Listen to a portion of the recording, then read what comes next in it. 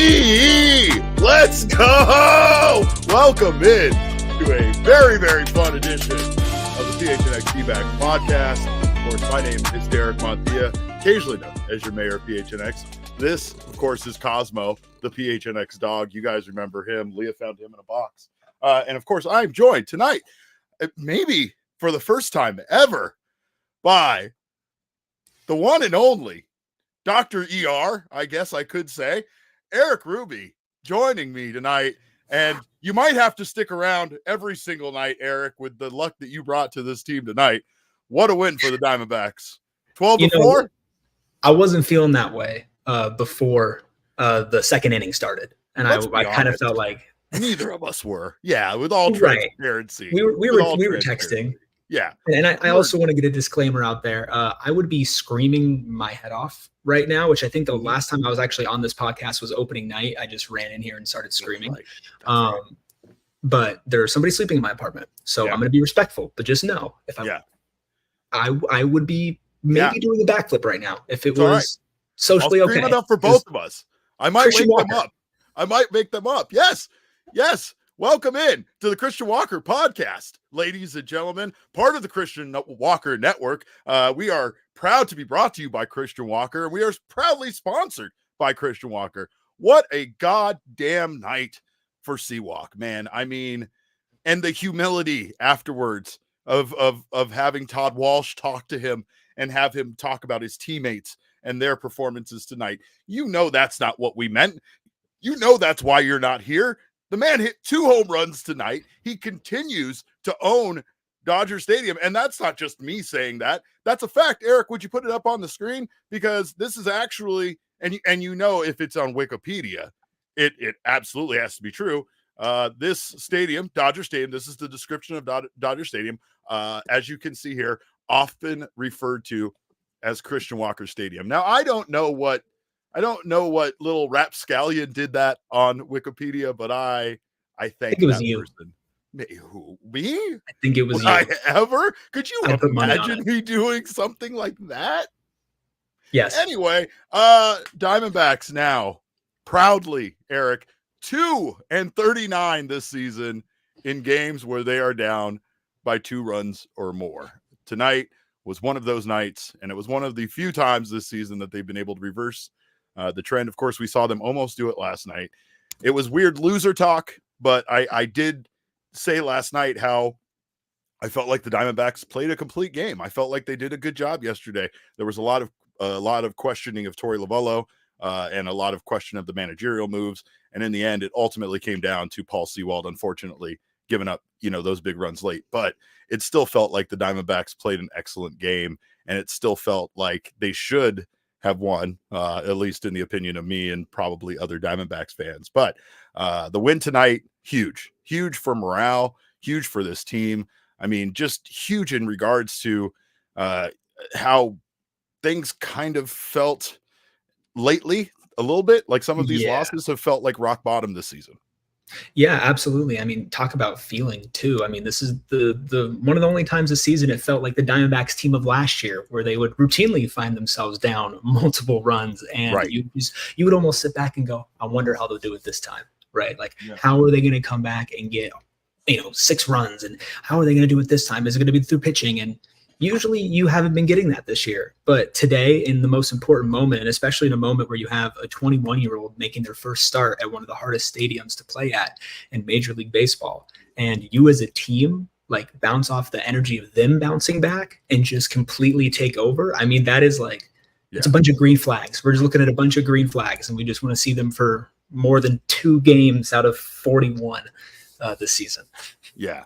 Well, Erik, the Diamondbacks have currently split the season series with the Dodgers 4-4. So as much as it's felt like the Dodgers have dominated the Diamondbacks this year, right now we're all even with 1 more game tomorrow and Zach Gallen on the mound. And of course that feels great, but it also felt great tonight to see Cristian Mena make his debut. That was the big story for the Diamondbacks. And of course things didn't quite go the way that you would want them to go in a major league debut. The Diamondbacks, Cristian Mena, it started about as badly as you could possibly imagine. especially facing Shohei Ohtani as your first major league batter. Can you imagine that? It's like doing your first DNBX D-backs PHNX podcast with Derek Montilla. It's with the mayor, you know, like you got me nervous. You know what I'm saying? Like if I saw you down the plate, I wouldn't want to pitch to you. I have to get this problematic dog out of here. I got you. Don't worry about it. I had to put my cats in another room before this started. The animals are rambunctious about the Diamondbacks. But the thing with Mena that was so cool to see with him is if he just came out there and had like, you know, an okay start, right? Like let up some contact, but didn't give up too many runs, but just like didn't feel like he was in control, but the Dodgers didn't take advantage. I would much rather what happened today happened, where you just get absolutely like put down right off the bat on the road in a hard place to play against some of the best players in the world. And you just say, no, I'm going to lock in. Like, I don't care. Right. And then that type of energy, just snapping everybody else into it as well. Like it was literally infectious. And so I'd rather have that happen than, you know, an okay start with maybe not giving up that many runs and having that low of a low. Yeah. Yeah. Instead, again, he gave up a single to Ohtani, walked Will Smith. Then he allows that 3-run home run to Freddie Freeman. The next batter, Teoscar Hernandez, hits a solo home run. And that is the point right there. That is the point where it was like, I think that's what you and I engaged in our text conversation of, oh shit, here we go again. Of course, you know, it was tough to see. And I think a lot of Diamondbacks fans understand the perspective here that as excited as we are to see Cristian Mena, we also don't want his development impeded by the fact that the Diamondbacks needed to call him up due to injury. This is a guy that probably wouldn't have seen any time this season. And instead, here he is, you know, making his debut. And he has had a great season for Reno. However, we talked about this a little bit. Like lately, his performances weren't that great. His last few performances weren't so great, you know, but he came out tonight. And I think the most impressive thing is he has as bad of a start as you can imagine. You know, doesn't go well, doesn't go great. Probably in a video game scenario, I'm smashing the controller and turning the system off, or at least resetting things and starting the game over at this point, right? Instead, that's all that he allows. Mena allows the 4 earned runs, getting without getting a single out, and then doesn't give up another hit for the rest of his outing. Goes 3 innings pitched, 4 hits allowed, 4 earned runs, walked 3, struck out 2. I find that to be an incredible rebound. I don't know if that's maturity. I don't know if it's like it's a special thing though for a pitcher to be able to go out there, have as bad of a start as you could possibly draw it up, and then still find a way to be productive, to keep the damage, you know, minimal to what you already allowed there, and then, you know, at least give the Diamondbacks, you know, 3 solid innings from that point, because he hadn't registered a single out up to that point. Yeah, and I think you did actually nail it. I think it's maturity.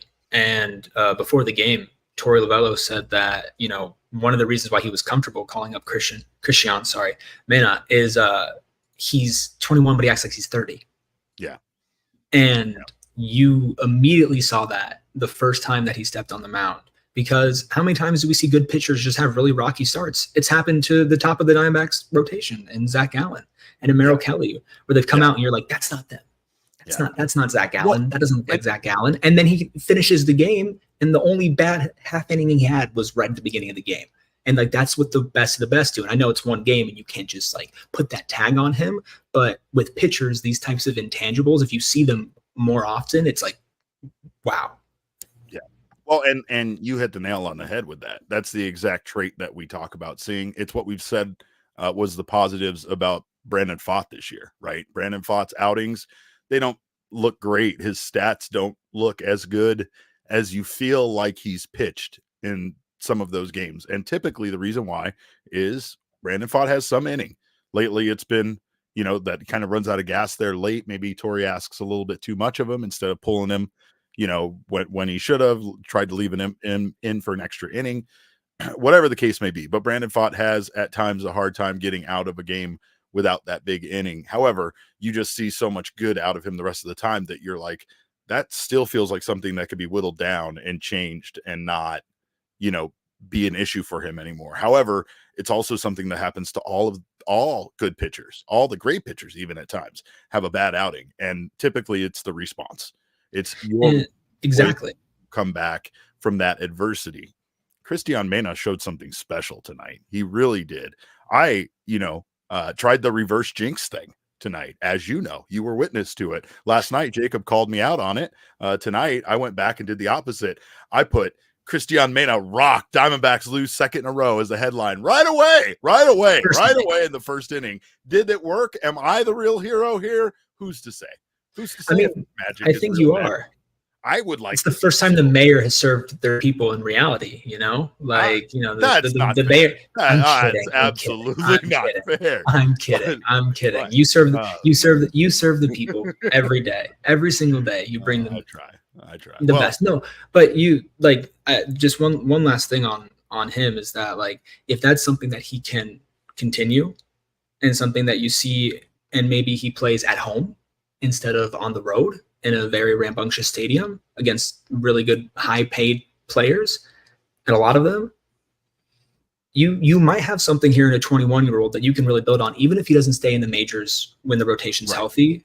This can be something that a year, 2 years from now, ends up paying dividends. That's what it's all about. It's the long-term development of these young guys. And it's the reason why the Diamondbacks keep giving, these guys opportunities, besides the fact that they need them. Right. It's not like, oh, hey, we have pitchers, but we're giving you young guys a shot. No, they're kind of limited on options here. And that's the reason why they had to go with Mena. But it could end up being a very surprising thing. Maybe he does stay in the majors. We know at one point we're going to get the starting rotation back, hopefully, allegedly. We've been told that.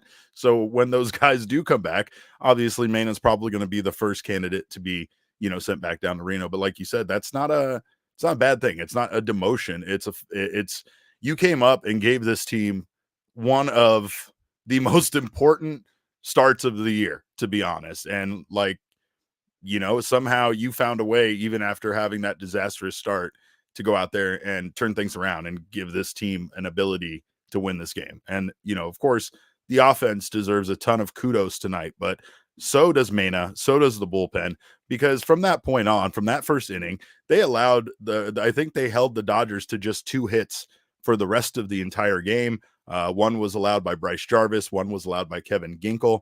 There were no runs allowed. There were no situations where the Dodgers really felt like they were threatening to score. And that's impressive. I mean, the pen held LA, Mena, along with Mena, the pen held LA to just 1 hit from the first inning through 7. Jarvis went out there, gave him 2 1/3, 1 hit, 2 walks, 1 strikeout, no runs. Mantiply, no hits in 1 1/3 innings. He struck out 1. Ginkel, who continues to look great. He continues to look better and better each outing. 1 1/3 innings pitched, 1 hit, 1 strikeout. And then Villarreal gave him 1 inning, 1 walk. This is a strong outing. And to be honest, these guys, Jarvis and Villarreal, obviously have, it usually been used in garbage time. So I think that's a big situation for these guys, for Torrey to use Jarvis as early as he did, because Jarvis has been kind of a long reliever for them, but he's typically been used in games where it's a negative kind of outcome, where the Diamondbacks are typically down. And yeah, they came back, but they trusted some of these guys, and these guys responded nicely. The bullpen did Villarreal. Sorry, excuse me, Maze Devil. But anyway, I don't. The chat's distracting me. It's okay. No, you were very eloquently saying everything up to that. I wasn't going to even acknowledge that it's another name that I'm bad at pronouncing. But one thing I'm not bad at pronouncing is how many strikeouts the Diamondbacks had tonight. Let's get that Circle K strikeout meter up there. Boom, 8 Ks tonight for the Diamondbacks. Great night for the pitching staff. And again, you take out that first inning, and they did an amazing job of holding this Dodgers team, limiting them the rest of the game.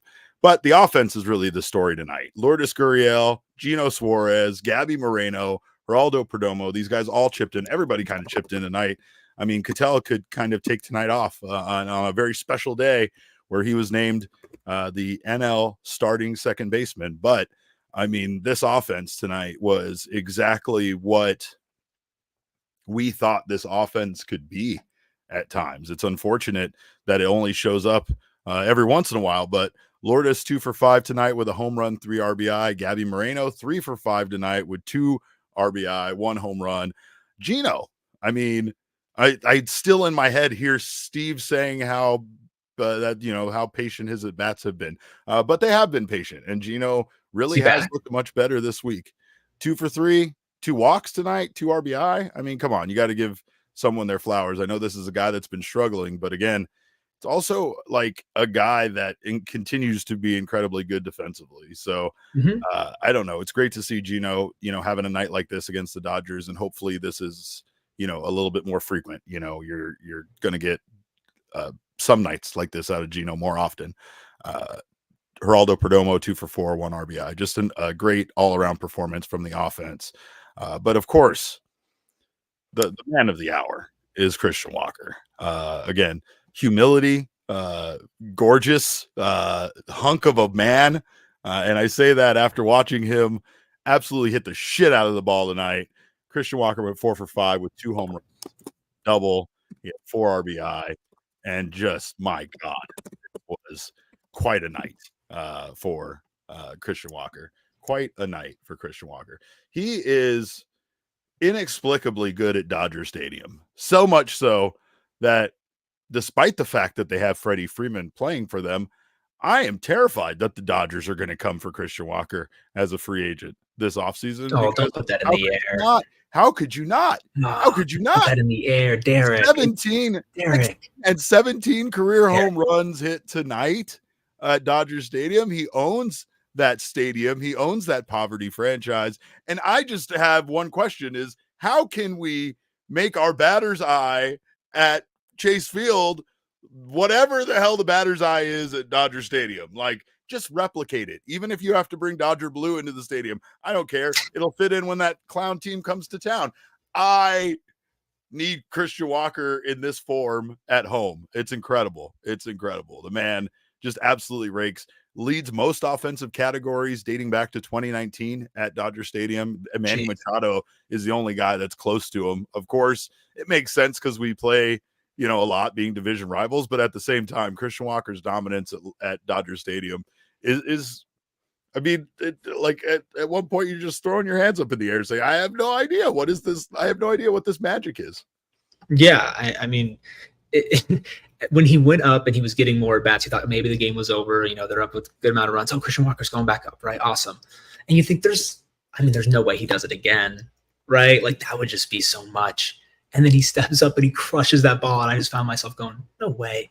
Like this guy's he's just too good. But I can't let what you said slide, man. I cannot believe you put that up into the air. No, I'm not putting it. I like, come on. Tonight of all nights. Derek. I know, tonight of all nights. I'm just saying, it's an incredible thing. It's an incredible thing to see.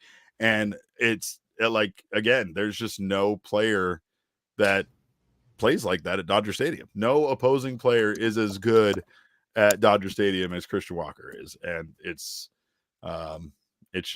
maddening. You know why I say that is because the Dodgers have Anthony Banda on their team, and Anthony Banda now has a 0.95 ERA, and I hate that. And that's what happens when people go to the Dodgers. It makes me sick. But somebody in the chat, Corbin Barrels, I believe, wanted me to address probably the best play of the night. Like Cristian Walker, yes, was incredible, but at times there was just a lot of things in this game that you're just kind of in awe of, especially how the Diamondbacks turned things around.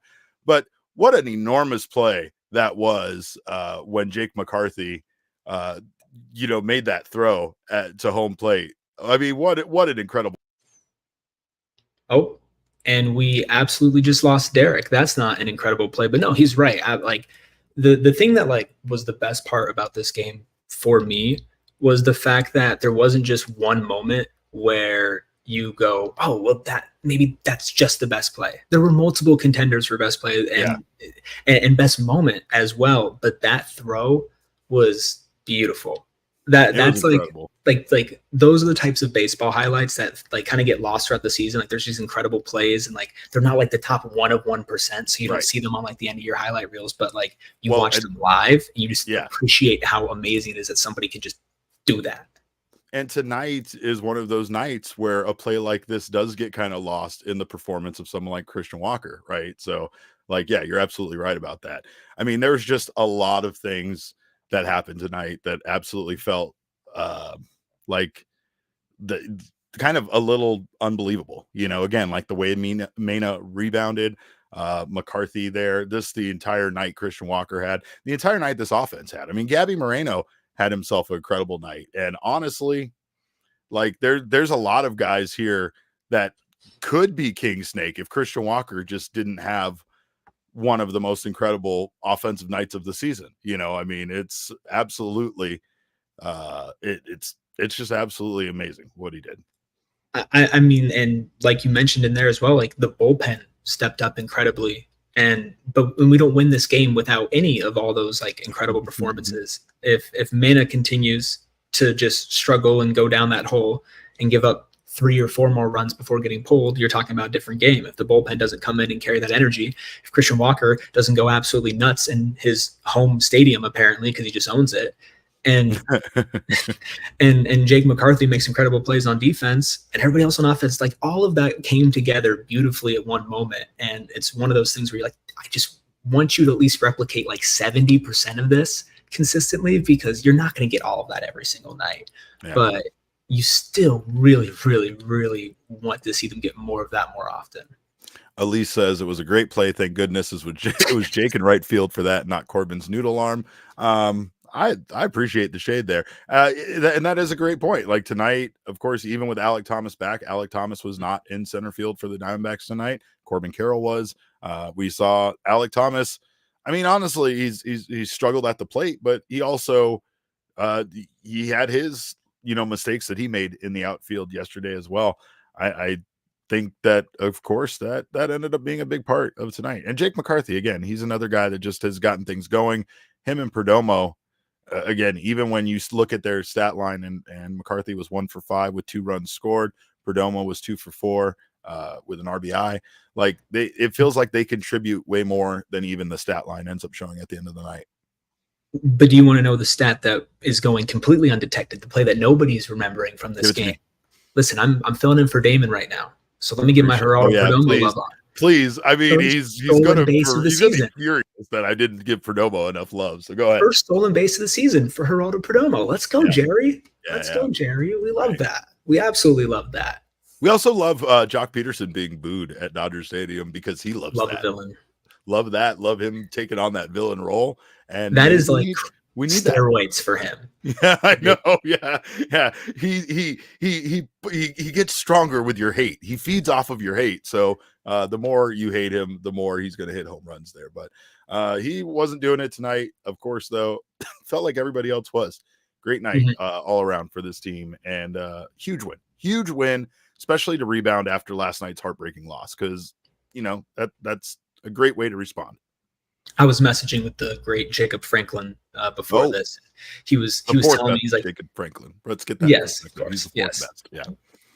According to social media handles. And he was just telling me, like, yeah, you're going to have a way better time doing this than I did last night, because the vibes were not great, not fantastic last night. Oh, and no. I feel very blessed and very lucky to be here with that score in the top corner of our screen. Yeah. And that's part of it. I guess my frustration is exactly that. The people who I was pointing out last night that kind of only show up here when we have a loss are not here to celebrate this wonderful win with us. What kind of fan are you when you literally only show up to a show like this when your team loses? I don't understand that. Does the hate power you the same way it powers Jock Peterson? I don't know. But of course, it is what it is. I mean, I'm glad to have you people watching. Shout out to Maria, our favorite Dodger fan. I know she's probably not here in the chat, but hopefully she'll be here soon. But I mean, of course, again, this was a huge win for this team. There's not a lot of games between now and the All-Star break, so they need to do everything they can. This was one of those situations where we wanted them to come in here and have a good showing, and we wanted them to hopefully steal a game. They've done that now. Now they have a chance with their best pitcher, who is fresh and revived and healthy on the mound tomorrow in Zach Gallen. And they have a really good chance to win this series against this Dodgers, especially, with the Dodgers kind of on their heels. I think Elizabeth pointed out on Twitter, by the way, that Dave Roberts was clipping his nails in the dugout. And that was insane. He was doing that, right? Insane. Like, yes, his team deserves to lose every single game the rest of the season for that. He was so locked in too. It wasn't like he was like clipping and like looking up and looking around. Am I missing anything? Dude was just straight. And people want Torrey fired? You want Torrey fired? My God. Anyway, I do appreciate all of you, even the haters, especially the haters tonight, for being here in the PHNX Sports YouTube channel. If you haven't subscribed to the channel yet, do so now. Make sure you sign up for notifications. That way you don't miss whenever our wonderful shows go live. Drop us a like. We appreciate when you do that. If you're listening on the audio podcasting side, we appreciate if you subscribe on whatever your favorite audio podcasting app is. Leave us a review. We appreciate those reviews. And of course, we implore you to leave us a 5-star review. That helps us out quite a bit. Do it for Erik. Do it for him. He's a 5-star guy. He's a 5-star man. Of course, speaking of 5-star things, Bet365 is a 5-star betting promotion. And of course, we are proud to be sponsored with them. They have 90 million users worldwide. They have all sorts of games that I haven't even seen, Erik, available on other betting apps in any way. I've seen esports on Bet365. Which this, of course, just encourages me to get into esports more, because Bet365 helps make sports more fun. They pioneered live in-game betting, so they know all about that, and that's a big part of what they like to offer. And again, when you want to talk about promotions, tonight would have been a great night to bet on the Arizona Diamondbacks, because if you do with Bet365, you get down on their baseball early payout offer, which means you are an automatic winner if your team goes up by 5 runs or more. So should something terrible have happened tonight and the Dodgers do what they do at times and come back, you would have won. If the Diamondbacks simply went up by 5 runs or more, parlay and same game parlay selections will be marked as winners. So of course, get down on the Bet365. Right now, new customers can choose between 2 offers when they open an account. You can use our code of PHNX365 to sign up, deposit $10, and choose either between a bet and get offer where you place a $5 bet or more and you get $150 in bonus bets, or a first net safety offer by placing a bet up to $1,000. And if your qualifying bet loses, you will receive a matched refund in bonus bets. So get down on that, pick your offer, and have yourself a great time, especially with those bonus bets. I know some apps, Erik, I don't know if you've experienced this, but some apps, when they give you those bonus bets, you kind of have to use it as one big chunk. And that's not the case with Bet365. That $150 you get in bonus bets for that $5 offer, it's just available for you to bet however you wish, however your heart desires. So make sure you take a look at that. Download the Bet365 app right now and use code PHNX365 when you sign up. Choose your offer and find out why it is never ordinary at Bet365. Must be 21 or over and physically located in Arizona. If you know someone who has a gambling problem, or you might suffer from a gambling problem and wants help, call 1-800-NEXT-STEP, text NEXT STEP to 53342, or visit problemgambling.az.gov. Of course, we've also been talking about Mint Mobile. And I know some people pay a ridiculous amount for their mobile service every month. I don't know about you, but sometimes that just creeps up on me. I just turn around and look, and now somehow I'm paying more for the exact same service I was receiving. Mint Mobile can get you out of those high-priced wireless plans. And of course, they can give you probably one of the most enticing offers you might have ever heard of. Mint Mobile is here to rescue you with premium wireless plans starting at just $15 a month. You can use your own phone with any Mint Mobile plan and bring your phone number along with all your existing contacts. So you don't have to worry about how that's all going to work itself out. But just ditch that overpriced wireless service with Mint Mobile's limited time deal and get 3 months of premium wireless service for just $15 a month. To get this new customer offer and your 3-month unlimited wireless plan for just $15 a month, go to mintmobile.com/Diamondbacks. That's mintmobile.com/Diamondbacks. Cut your wireless bill to $15 a month at mintmobile.com/Diamondbacks. $45 upfront payment required, equivalent to $15 a month. New customers on a first 3-month plan only. Speed slower above 40 gigabytes on unlimited plan. Additional taxes and fees and restrictions apply. See Mint Mobile for details. And please, if you meet Ryan Reynolds, tell him that the only reason why I agreed to do these was supposed to be an exchange to meet him.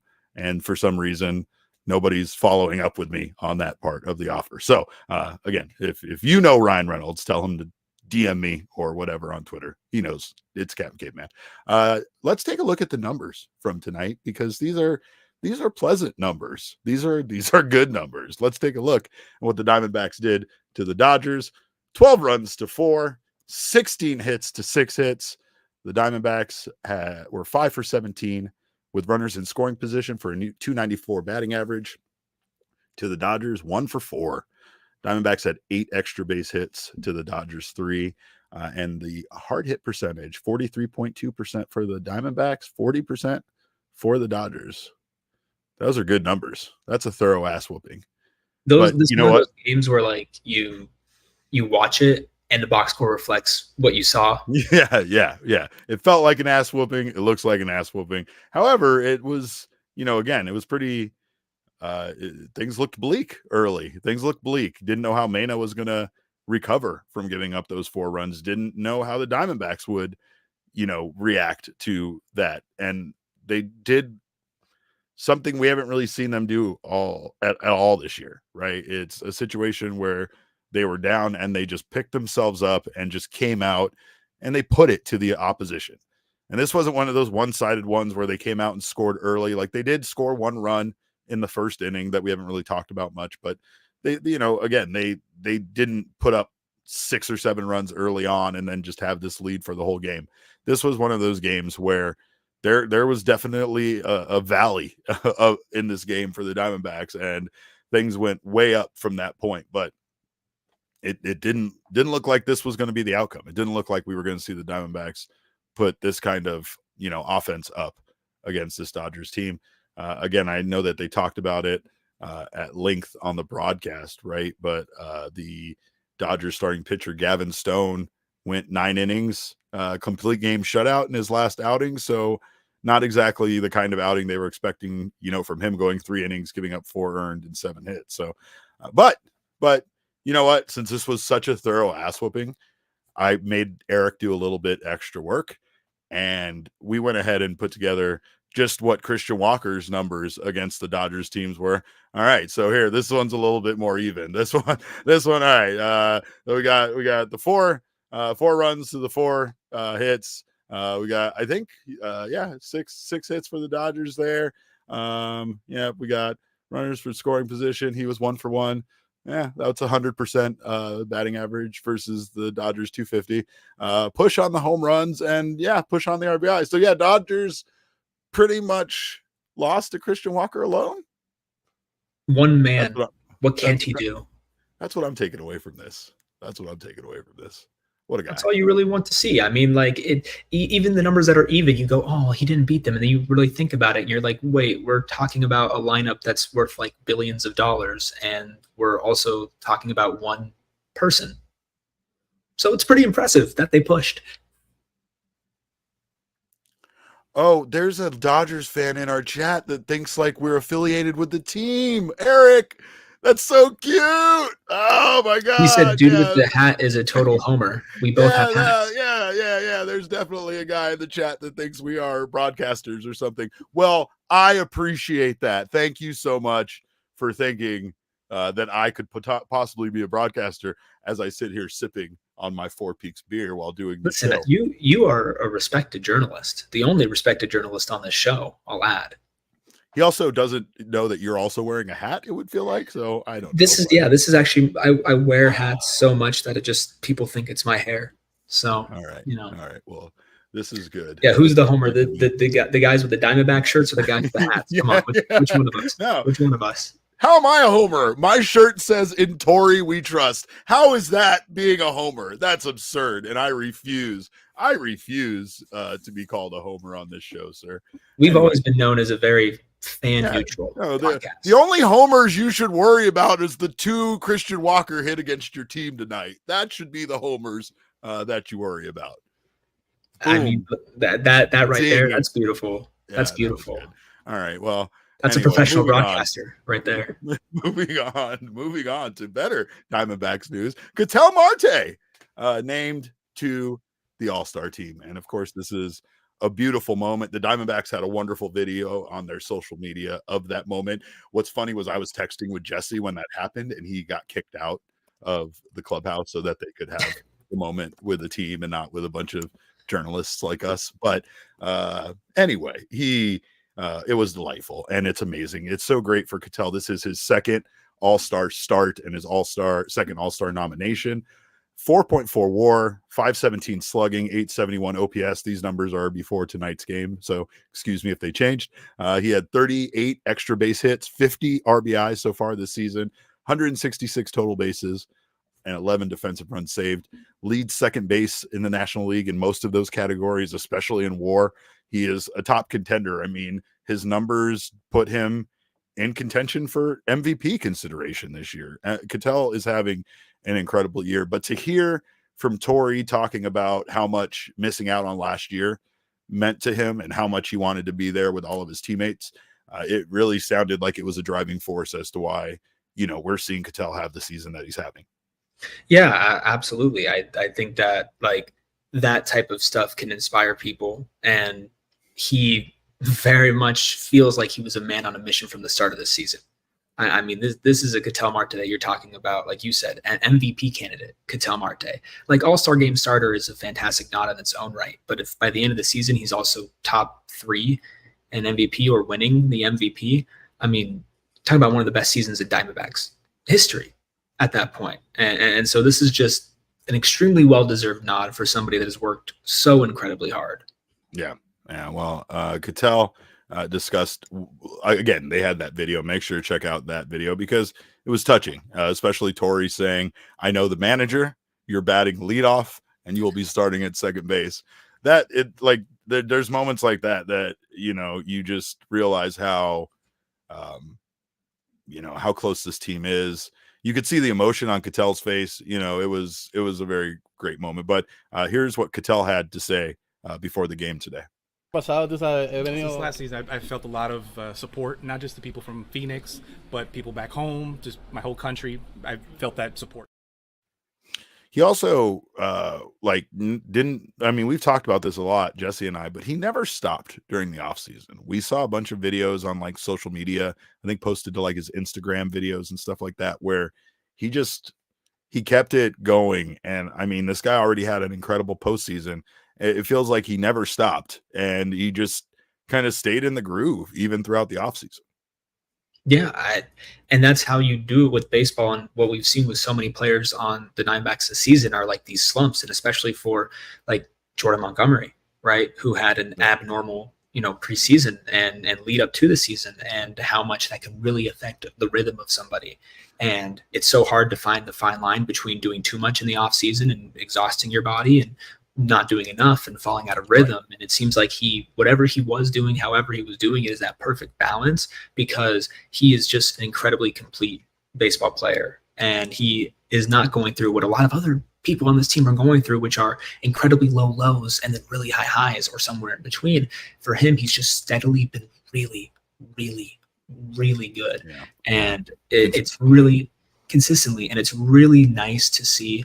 And not that it wasn't there before, but the love everybody's giving him and talking about I want to see his number retired. I mean, we're going to be talking about it, one of the greatest Diamondbacks in franchise history. And this is just another thing to kind of add to that list. And you just hope that he can keep it going and be consistent for the rest of the season. I purchased his jersey today.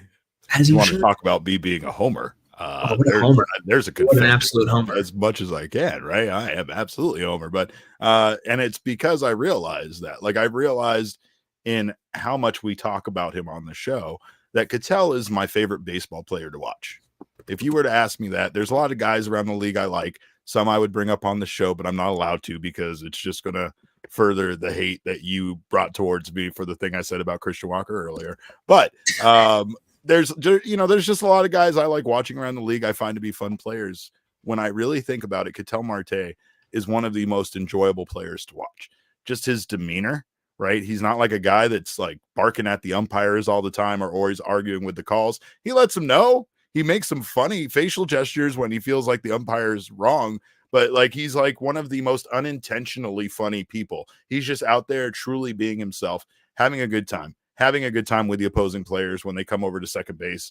You know, you always see Ketel hugging guys. You always see him pretending like he has the ball in his hand and messing with them and trying to catch him, you know, like slipping like they're, you know, he does like a fake throw all the time where he still has the ball in his hand and he hits them. Like that stuff I love. And I just love watching him play baseball because not only is he so incredibly good at it, he just seems to love the game so much. He loves it, and he loves it in a way where you can see him while he's playing it, just really enjoying himself, right? So this is special. I mean, this is something that we thought that this was a no-brainer. Feels like a no-brainer based on the stats that I read there. Of course, even his closest competition, Luis Ariz, isn't even really a second baseman. So it felt like this was something that was inevitable to happen. It's just great that it did. And it's great that he will be there with Torrey in Arlington. We will be there in Arlington as well. So that's you will be there. You with the great Jesse. Well, I say that, I mean the guy that's joining us right now. No offense to you, Erik. Don't mean to leave you out on that. But of course, he's not even paying attention. Get him out of here. I belong, I promise. Yeah, get him out of here. He's getting yelled at by security people. Someone's always got to hassle Jesse in the press box, whether it's the people down on the field putting the dirt back or whoever. But it is my vice mayor, the one and only Thunderstick, Jesse Friedman. What a win tonight for the Diamondbacks, Jesse. 12-4. Obviously, I mean, you're talking about the Diamondbacks haven't had a win like this at Dodger Stadium since, 2017 was the last time they put up 12 runs or more. I mean, this is the most runs given up by the Dodgers at home this year to any team. Like, this was a huge victory and a huge night for Cristian Walker. Well, first, did you guys actually hear this interaction that just happened? We were trying. No, like we brought you in, and then I saw you were getting the business from someone, okay. So I just clicked away really fast. Okay, that was pretty funny. I don't think I've ever been asked to show my security badge in one of these post-game shows, but like literally the moment you guys added me, that was pretty funny. Yeah, what a win for the D-backs all the way around, right? I mean, being down 4-1, pretty much. What was it, 15, 20 minutes into this game? I mean, you score a run in the top of the first, and then, you know, the Dodgers come out and make a statement pretty big, pretty quickly with Cristian Mena on the mound for the D-backs. But the way that they bounce back, I mean, I'm sure you guys have touched on this already. It's a level of, we have seen some fight out of this team for sure at times. We saw it yesterday. I think there were 4 lead changes in the game yesterday. D-backs down 2 runs early. We're able to make a game out of that and come very close to winning it. But today they were able to actually finish the job, right? This was, I'm sure you've already said it, this was their first win, you know, in a game in which they trailed by multiple runs since, I believe it's mid-April. It's that game against that crazy game against the Cubs that the Diamondbacks wound up winning in extra innings. That's right. That's the last time that they were able to actually overcome a deficit of multiple runs and wind up winning that game. It has been more than 2 months since the Diamondbacks have managed to do that. And they did it in very dramatic fashion today, Derek. I mean, between the bullpen coming in and doing a really nice job, Cristian Walker, what do you say at this point to Cristian Walker's, you know, what the news on Wikipedia runs. The news on Wikipedia is true, Derek. I can confirm that Cristian Walker does own this lovely ballpark behind me. But just a big win for the D-backs all the way around, and you know, maybe a momentum push for them if they're able to come out and win this series tomorrow. You know, you're not going to feel great about what happened yesterday, no matter what happens the rest of the way in this series. But taking 2 out of 3 would be really big here at Dodger Stadium. Well, of course, Jesse is on the road, and whenever Jesse is on the road, you know he's stopping at Circle K to get his snacks. Big shout to Circle K. Shout out to Circle K for our strikeout meter that we stole from Chase Field and made our own. They allegedly have to pay for a new one, but that's what happens around here.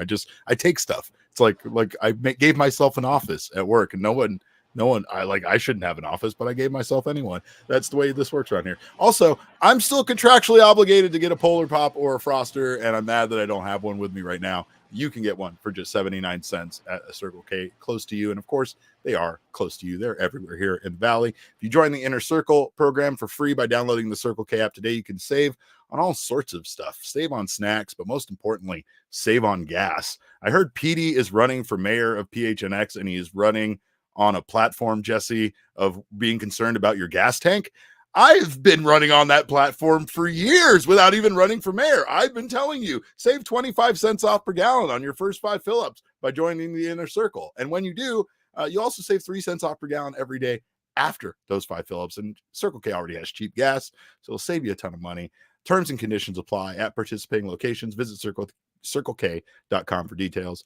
But make sure, get down on that Inner Circle.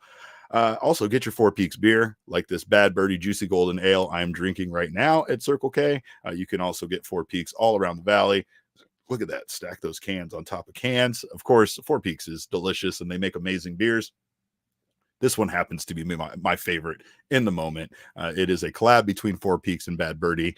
Super drinkable, perfect companion at all times. Tea box in your fridge, wherever you're drinking beers. When you're celebrating a 12-4 win over the Dodgers, it is the perfect beer for all of those things. Be sure to follow Four Peaks on social at Four Peaks Brew or Four Peaks Pub to keep up with the latest at Arizona's hometown brewery. You can also visit fourpeaks.com/locator to find all your favorite beers and events. Must be 21 or older to drink Four Peaks, and please drink responsibly. Jesse, I just still can't believe what we saw tonight. Of course, we talked about the Diamondbacks now being, of course, 2-39 in games where they're down by 2 runs or more.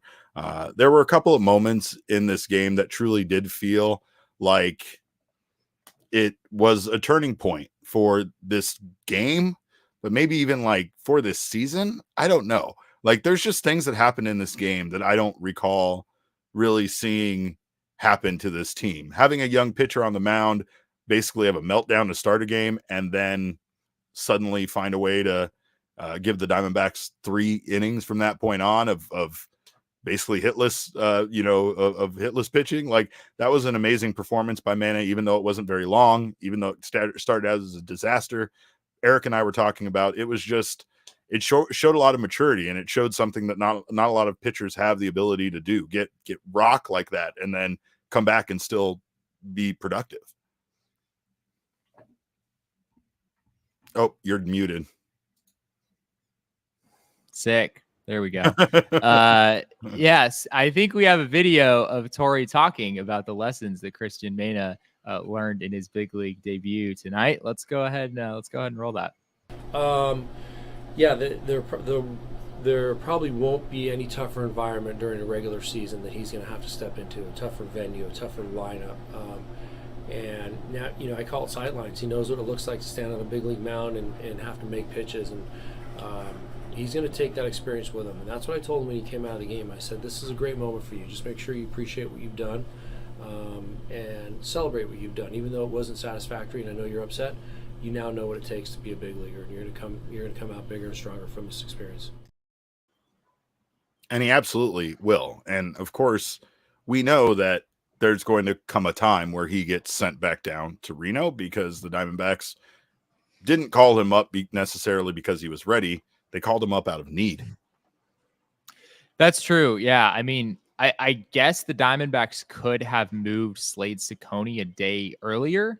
Mm-hmm. They decided to push him back in order to get Zach Gallen to start tomorrow. Theoretically, he would have been on normal rest if he had pitched today. So I might ask that pregame tomorrow, just get clarity on if that was something the D-backs even considered doing. But yeah, I mean, as you said, like, was Mena really ready for an opportunity like this on this stage? I mean, is any 21-year-old pitcher truly ready for Shohei Ohtani in the bottom of the first, and Will Smith and Freddie Freeman and Teoscar Hernandez behind him? As Torrey said there, I mean, there's not really going to be a more difficult, more challenging, more potentially intimidating environment for a young pitcher to step into than right here at Dodger Stadium.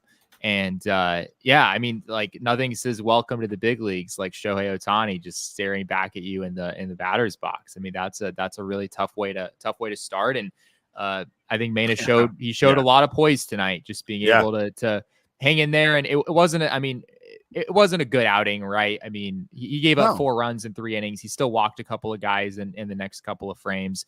Jake McCarthy, which I'm sure you guys probably already touched on, made an outstanding play in order to save Mena from what might have been a longer 3rd inning there. But he managed to give the Diamondbacks 3 innings and keep them in the game as their offense was sort of picking up steam on its own. So yeah, you have to give him a lot of credit for what he was able to show today. Well, I think you and I have spent time looking at some of these guys that have been struggling at the plate, and sometimes people call us crazy because it'll be an 0 for 4 night. We'll be like, Corbin looked better tonight, and it sounds like we're just making excuses, right? But there is a way for a guy to not have success but still impress you and still show you something. I think that his ability to rebound and to get past what started out as like I said earlier, like as bad as you could imagine, as bad as you could draw it up, and to give this team 3 solid innings from that point, with absolutely with Jake McCarthy bailing him out there on an amazing throw from right field that we know, as we discussed earlier, thanks to Elise, known baseball GM, that Corbin Carroll's noodle arm would not have made that throw. Those are her words, not mine. But we do know that Jake McCarthy made an incredible play to help him out. But Mena just pitched incredibly well after, really being rocked by the Dodgers. And I think that shows something in a pitcher that not every pitcher has.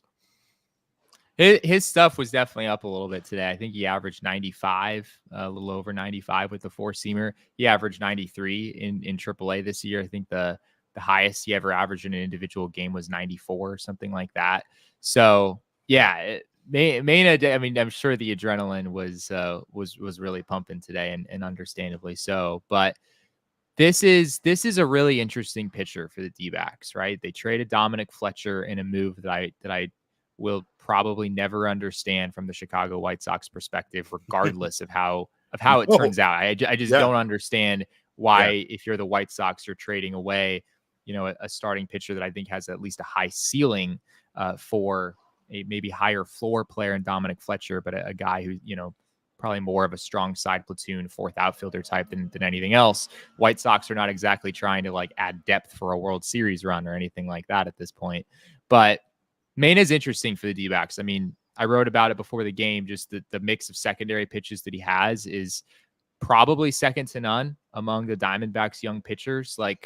Brandon Pfaadt's sweeper is so good, but even Brandon Pfaadt, I'm not sure that he has 3 pitches that are quite 3 secondary pitches that are quite on the level of the slider, curveball, and changeup that Cristian Mena has. And you did see at times today, the command, there were lapses in command, right? I mean, I think his second pitch of the game was a changeup that bounced a couple of feet in front of the plate. There were some other ugly misses from time to time, and that's something for him to clean up. But just from a pure stuff standpoint, it's you can envision a scenario if Mena is able to figure out the fastball, find a way to get hitters off that a little bit, put it in the spots where you want to, ideally. This guy is the makings of being a pretty good starting pitcher for this team. Yeah, no, I'm with you, Jesse. And I mean, I think we felt that way when we saw the numbers that he was putting up in the PCL. We were like, this kid seems legit, and we know he's struggled lately. So yeah, that's something that, again, it felt like he kind of came down to earth, law of averages, where it's going to kind of, sell out. But I think tonight, again, is one of those nights where you're not going to brag about his stat line, but you are going to brag about the way you saw a 21-year-old, the youngest pitcher to pitch for this team on a major league roster since the late Tyler Skaggs pitched for this team in 2012, right? I mean, that's not difficult. And to make your debut in that environment, Dodger Stadium isn't the most hostile environment. It's not the bank or something, but it's definitely intimidating. There's history there. It's the team that spent $1 billion in the offseason. There's a lot there to kind of intimidate you as a young pitcher. And I thought maybe it was too big of a spotlight, there for a moment.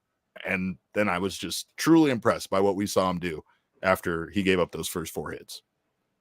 Did you guys talk about Dave Roberts pulling off one of the strangest things that I've ever seen a manager do? Clipping his nails in the fucking dugout? I did. Dave Roberts clipped his nails in the dugout. No, this is news to me. No, he was just doing some. It was showed on the broadcast. Some trimming, just some manicuring in the dugout. My man was disengaged in the baseball game, and it wasn't even like a blowout at that point, which makes it even crazier, Jesse. It makes the man seem insane. But no, please tell me what crazy thing you saw Dave Roberts do. Yeah, so Dave Roberts did something in this game that I'll just put it this way. The last time I saw this was in MLB The Show when I forgot to get a pitcher warming up. Yeah. I know I'm not the only person who's made this mistake where you forget to warm up the pitcher and you're kind of forced to just stick with a certain guy for a few pitches because his energy level, because the guy's not warmed up yet, and you have no energy left, but you gotta keep him out there, right? Yeah, you just gotta buy some time. Try to make it a 1-1 count or something. Don't go too crazy, and then you can eventually bring in the pitcher you want. Dave Roberts did this very bizarre thing where he made a mid-at-bat pitching change with Corbin Carroll at the plate. Yohan Ramirez was on the mound. Corbin Carroll was at the dish, as I said. 6 pitches into this at-bat, it's a 2-2 count, and Dave Roberts just decides, I've seen enough. I'm going to go to the bullpen in a 2-2 count with Corbin Carroll at the plate.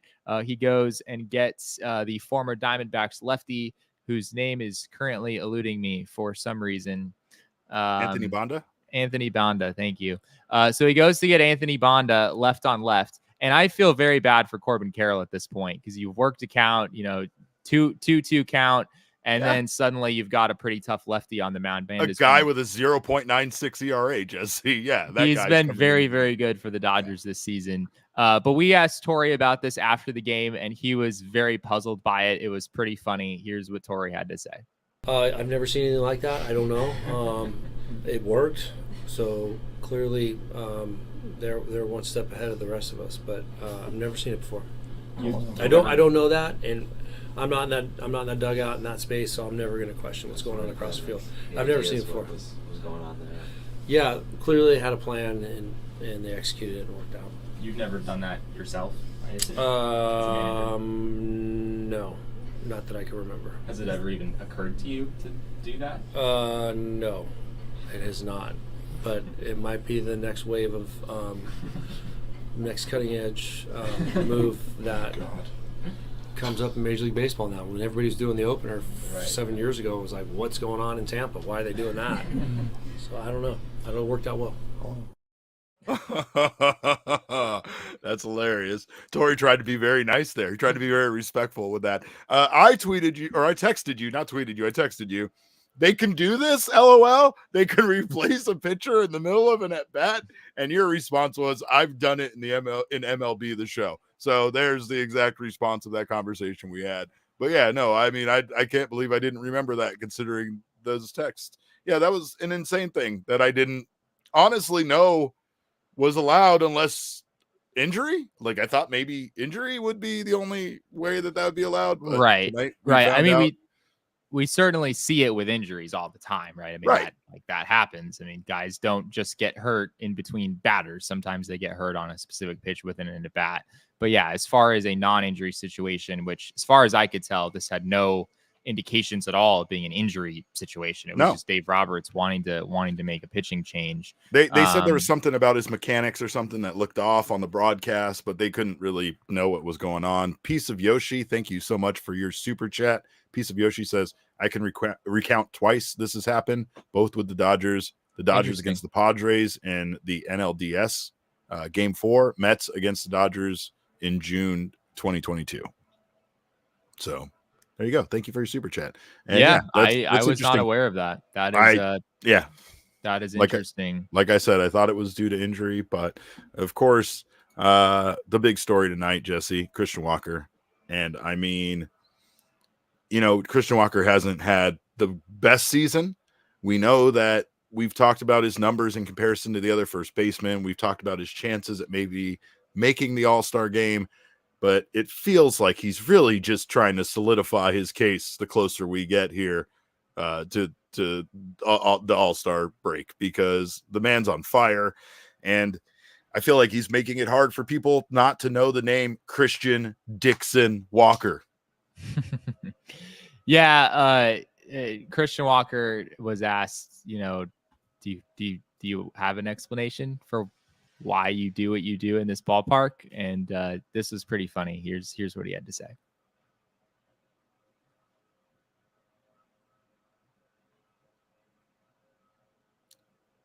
Maybe.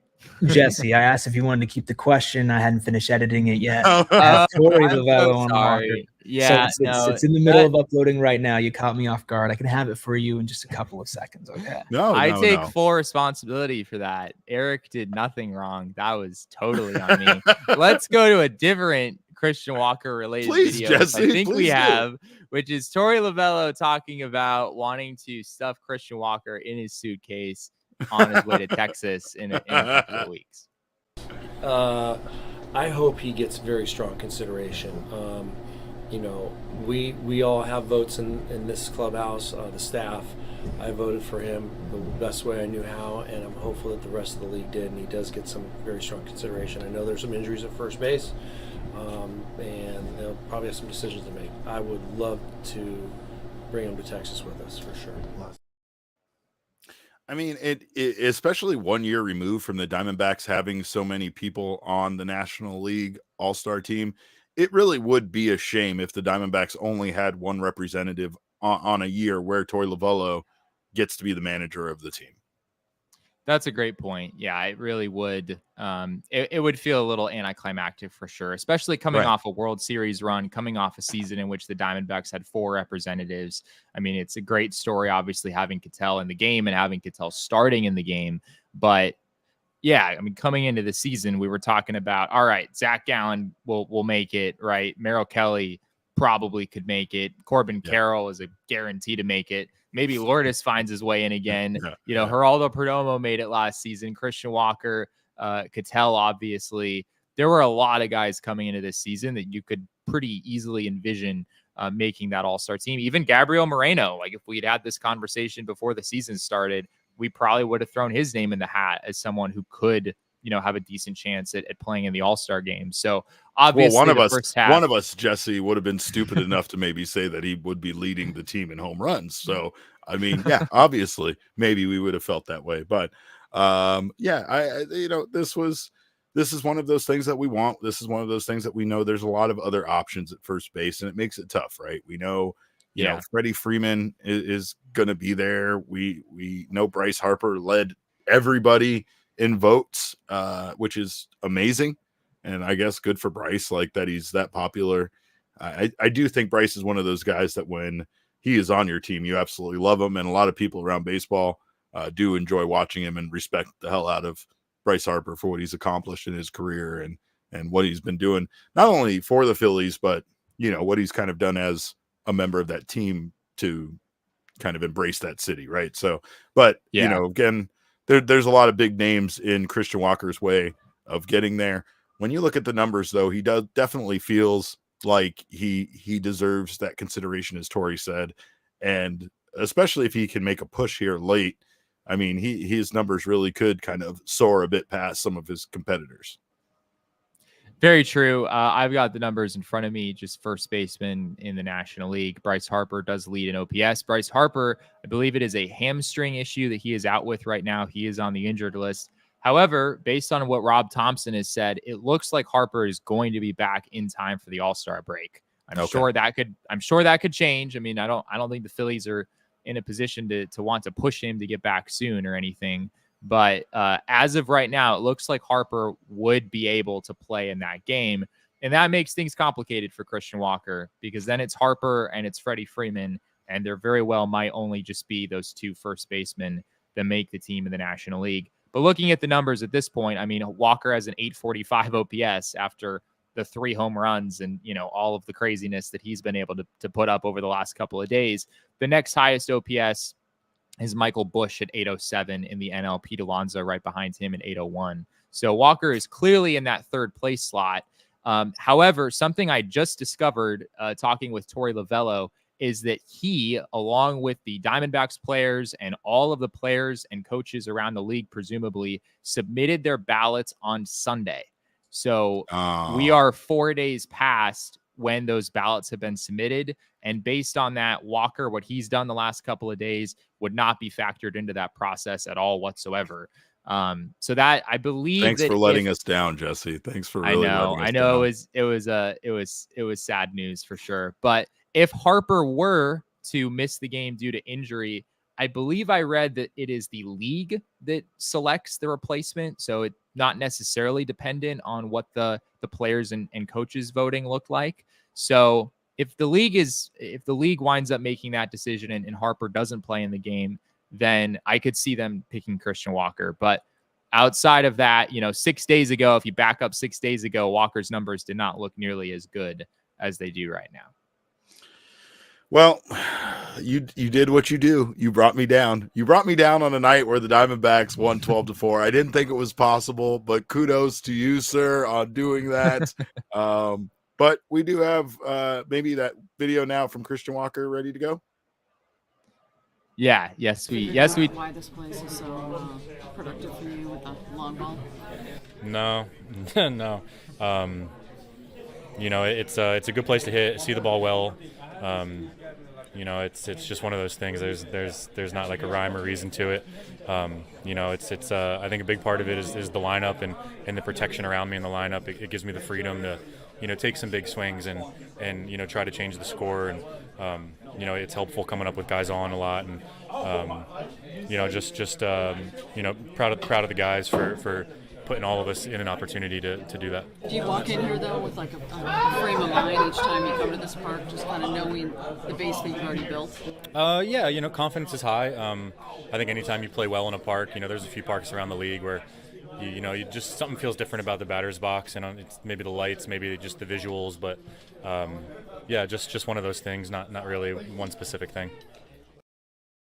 I really thought we were close to being canceled there, Jesse. All right, dude, you guys had me so scared. You know about the Drew. Put on some clothes. Oh my God. Anyway, oh my gosh, Cristian Walker needs to always have a beard. By the way, I just want to throw that out there because he tends to just change his facial hair as often as I do, and like that's only good for one of us. That man needs to keep this beard. He looks like a goddamn lumberjack, and he hits the ball like one too. I don't know at the end of the day if Cristian Walker is going to make it in, and I think that that's a damn shame because, again, so much of his value that I guess separates him from the pack is defensive, and they don't really care that much about, his defense, and they should because he's incredible, and at times he tends to be not only one of the best defensive first basemen in the league, but one of the best defenders in baseball, period, no matter position that you're talking about.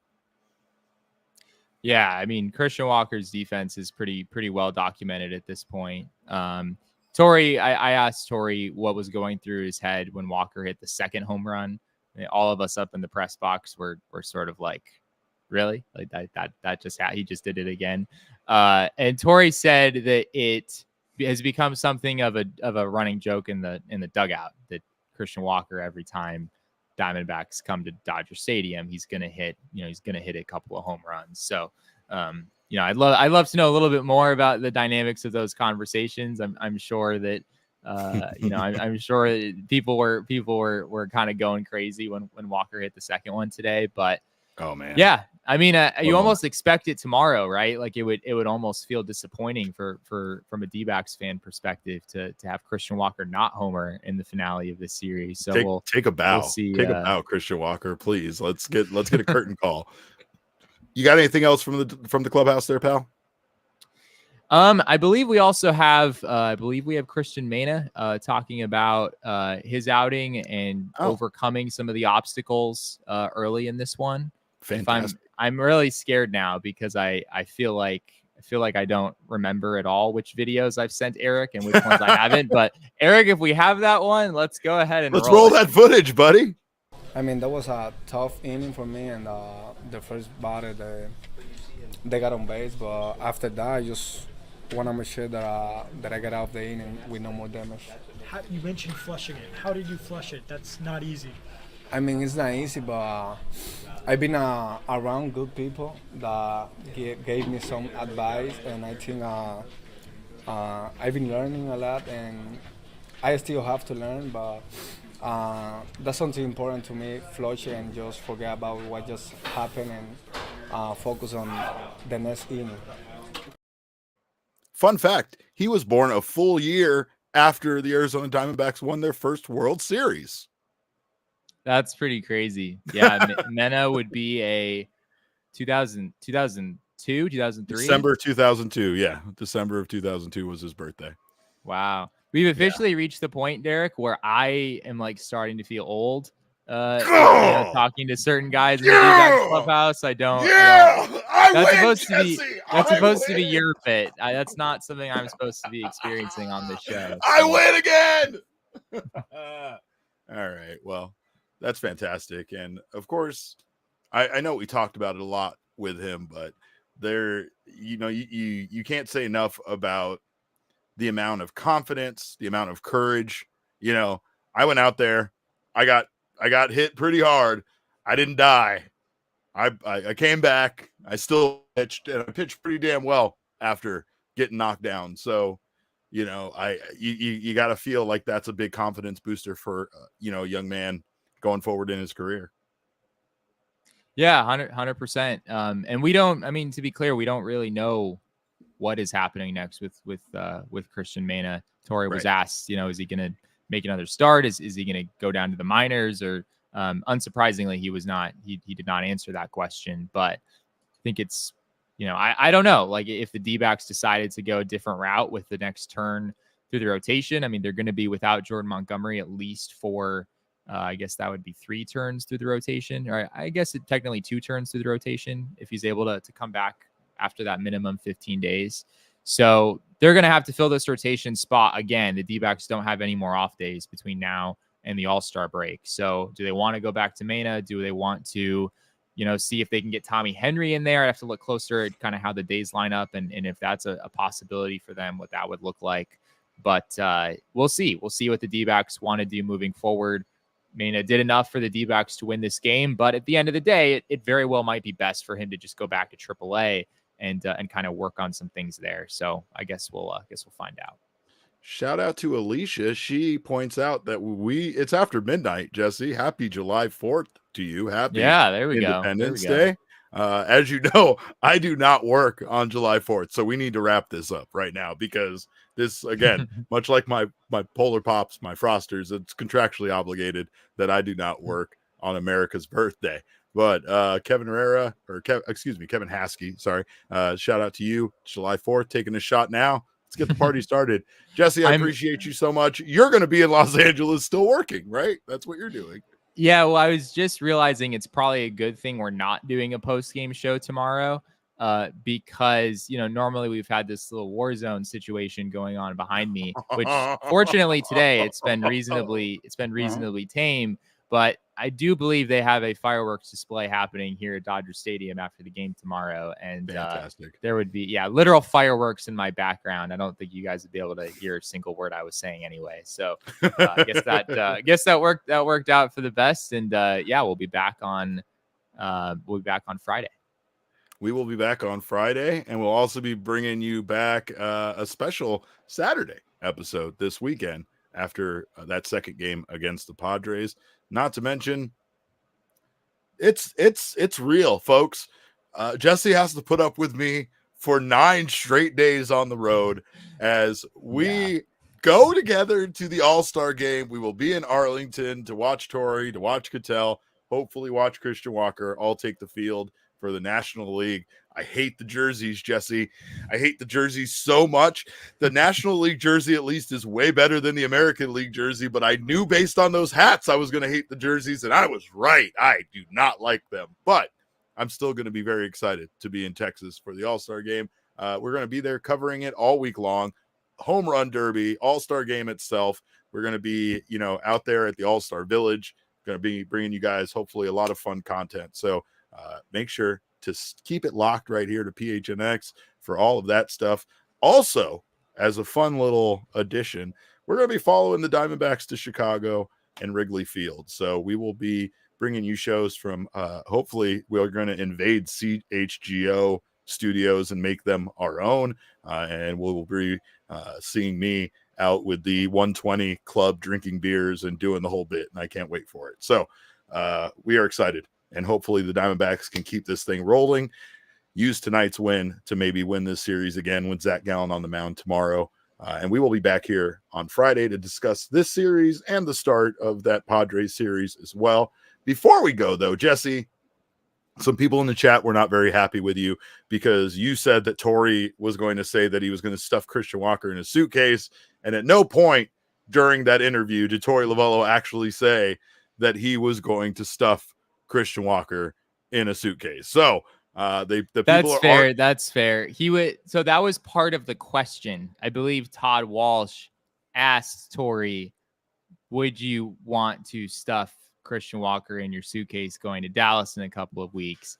And Torrey responded in the affirmative, if I'm recalling correctly. So it was more part of the question than the answer. Well, okay, that's fine. But that still makes you a liar. And of course, I never lie. And I am like the numbers, which also don't lie. Jesse, what do you have for tonight's number that doesn't lie? Yeah, tonight's number is 77, Derek. And this is one of the more absurd calculations that I've probably done for Numbers Don't Lie. 77 represents the number of home runs. I have to step back a little bit. I'm getting ahead of myself. So Christian Walker has 16 home runs, and I believe it's like 146 plate appearances, something like that, here at Dodger Stadium in his career, which is an outrageous number of home runs for that number of plate appearances.